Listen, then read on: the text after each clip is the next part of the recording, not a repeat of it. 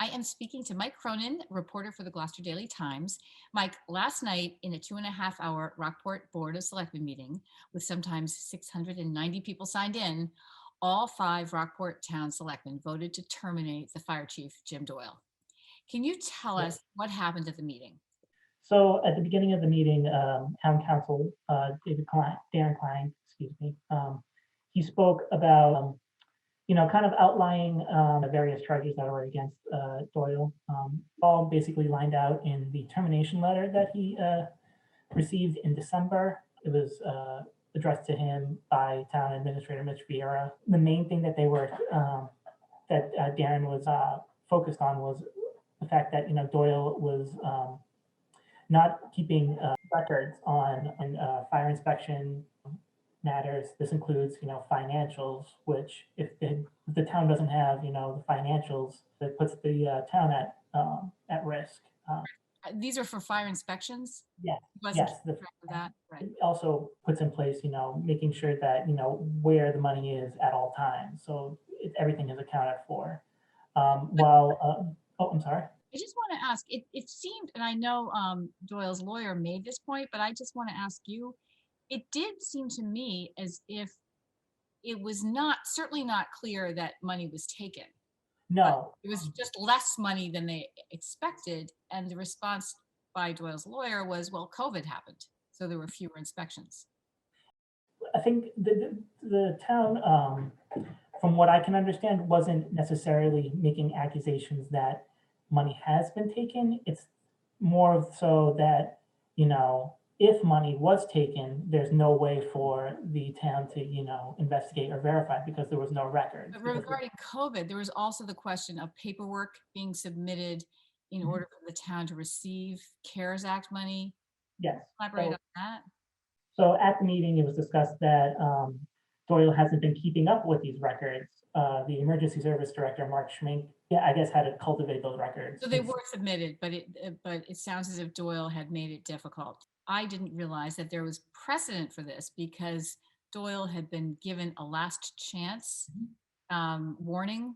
Yes. So apparently there was an incident that didn't occur during work hours or on the department grounds or any town-owned spaces. It was, from what I've heard, it was out in a parking lot somewhere in town. Doyle, as discussed in the meeting, Doyle got in a verbal altercation with one of the firefighters, one of his subordinates.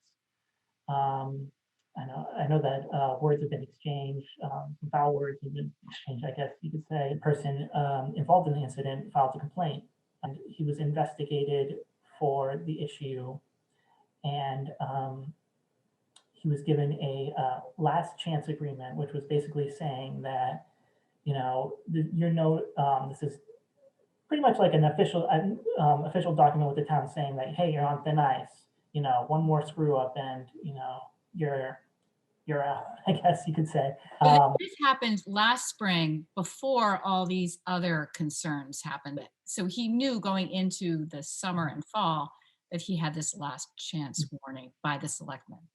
As brought up by Liam O'Connell, Doyle's lawyer, there's been some contention. They had some contention with the initial investigation that led to the last chance agreement. On the investigative team, one of the people who was investigating Doyle was Chief Horvath's wife. They're alleging that this creates a conflict of interest because Mark Schmink reports to Horvath, and if he has his wife investigating one of his subordinates, it causes, a conflict of interest. Town council at the meeting denied that there was any conflict of interest, stating that Chief Horvath's wife does not have any financial ties to the fire department. And yet Doyle did sign the last chance agreement.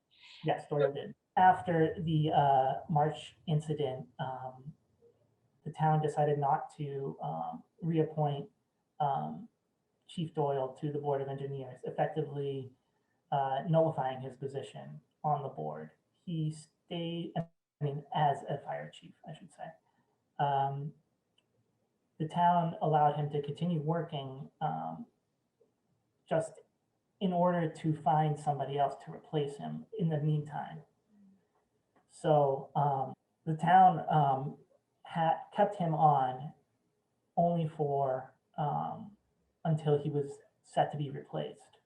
What Wednesday's meeting was ending that holdover time, as they called it. So he understood that he had technically already been retired. I'll say retired and not replaced or terminated. Is that right? So he understood basically as in order to serve as a fire chief in town, you have to be on the board of engineers. So because Jim Doyle was not on the board of engineers, he effectively wasn't a fire chief, and he was only staying on as the fire chief to serve in the interim until the town found somebody to replace him.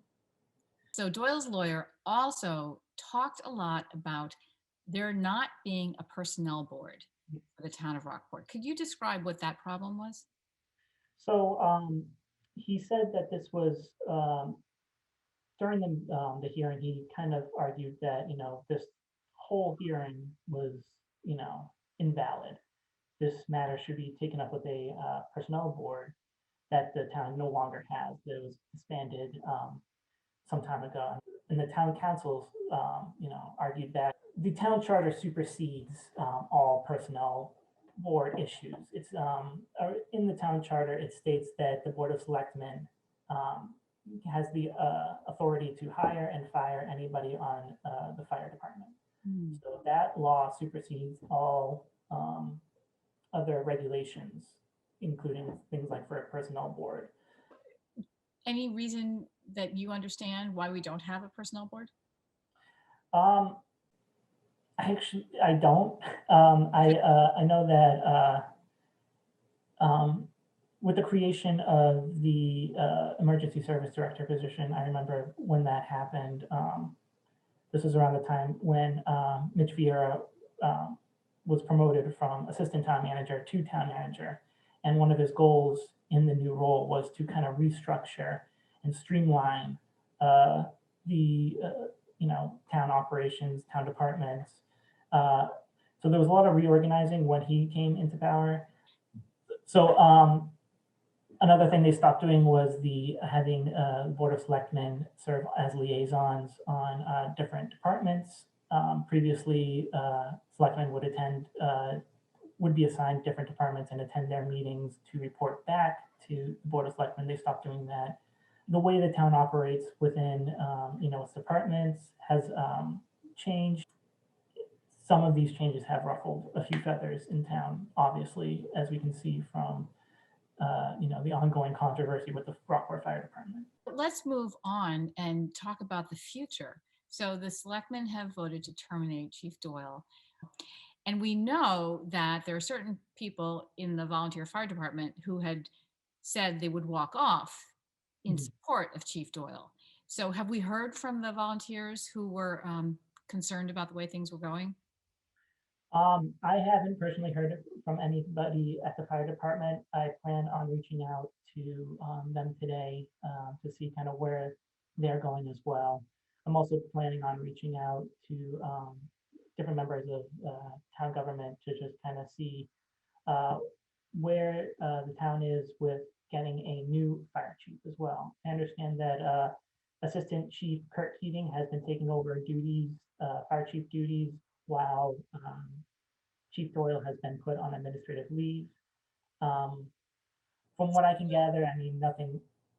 That might be what's in place for now until the town appoints a new fire chief. But I'm trying to get confirmation about what the next steps either the Board of Selectmen or Town Administrator Mitch Vieira are going to take. Well, thank you so much. Yes, well, thank you for having me.